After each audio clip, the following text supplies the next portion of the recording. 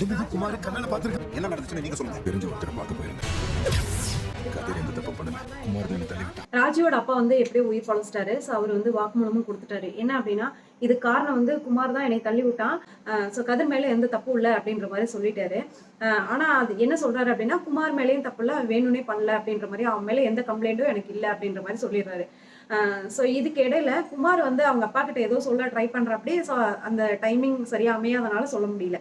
ஆனா வந்து போலீஸ் மூலியமா தான் வந்து குமாரோட அப்பாவுக்கு தெரியுது குமார் தான் பண்ணா இந்த வேலையை அப்படின்னு சொல்லிட்டு. ஸோ அந்த டைம் பார்த்தீங்கன்னா ராஜியும் கோமதியும் வராங்க ஹாஸ்பிட்டலுக்கு.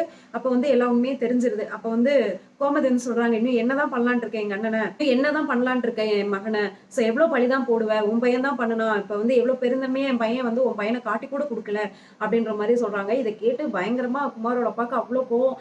எங்கேயாவது கையில சிக்கனா அப்படின்னா வந்து அவ்வளோதான் அப்படின்ற மாதிரி கோவத்துல இருக்கிறாப்பே. ஸோ இந்த சைடு கதிரை வந்து வீட்டுக்கு கூட்டிட்டு வந்துடுறாங்க.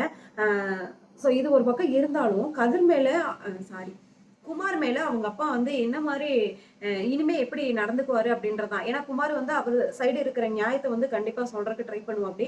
ஸோ நான் வேணும்னு பண்ணலப்பா, ஏதோ 2 பேரும் பேசுறாங்க, ஸோ வேற ஏதோ நடக்குது அப்படின்ற இதுலதான் நாங்க 2 சண்டை போட்டதுல பெரியப்பா நான் புடிச்சு தள்ளி விட்டுட்டேன் அப்படின்னு தான் சொல்ல போறாரு.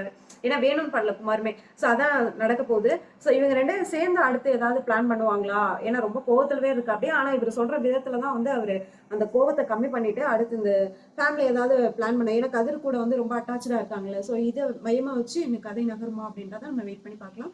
நெக்ஸ்ட் ஒரு சூப்பரான வீடியோ நான் பார்க்குறேன்.